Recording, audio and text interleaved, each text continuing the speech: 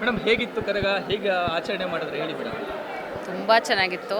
ನಾವೇನು 9 ದಿವಸ ಏನು ಮಾಡ್ತೀವಲ್ಲ ಅದೊಂಥರ ಎಕ್ಸೈಟೆಡ್. ಅಮ್ಮನ ನೋಡೋವರೆಗೂ ಒಂಥರ ಹೇಳ್ಕೊಳಕ್ಕಾಗಲ್ಲ, ಅಷ್ಟು ಖುಷಿ ಆಯಿತು ಅಮ್ಮನ ನೋಡಿನೇನೆ. ಬಟ್ ಇವಾಗ ಕಾಯ್ತಾ ಇದ್ದೀವಿ, ಎಲ್ಲ ತುಂಬ ಜನ ಕಾಯ್ತಿದ್ದಾರೆ ಅಮ್ಮ ಬರುತ್ತೆ ಅಂತ. ಖುಷಿ ಆಯಿತು.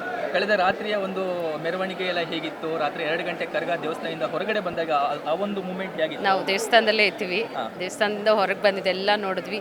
ಅಮ್ಮ ತುಂಬ ಚೆನ್ನಾಗಿತ್ತು, ಒಂಥರ ಡಿಫ್ರೆಂಟ್. ಈ ವರ್ಷ ತುಂಬ ಡಿಫ್ರೆಂಟ್ ಆಗಿದೆ, ಎಂಜಾಯ್ ಮಾಡಿದ್ವಿ.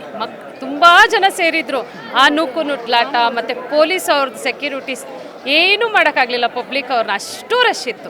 9 ದಿನಗಳ ಕರಗ ಯಾವ ರೀತಿ ಇತ್ತು, ಅದನ್ನೆಲ್ಲ ಯಾವ ರೀತಿಯಾಗಿ ಎಂಜಾಯ್ ಮಾಡಿದ್ರು? ಅದು ಹೇಗೆ ಅಂದರೆ ಈ ಸ್ನಾನಕ್ಕೆ ಹೋಗೋದು, ಇವರು ವೀರ್ ಕುಮಾರ್ ಕಾಲಲ್ಲಿರೋದು, ಮತ್ತು ಅವರು ಒಂದು ಹೊತ್ತು ಉಪವಾಸ ಇರೋದು ಎಲ್ಲ ಮಾಡಿ 9 ದಿವಸ ಈ ಟೈಮ್ ಕಾಯ್ತಾ ಇರ್ತೀವಿ.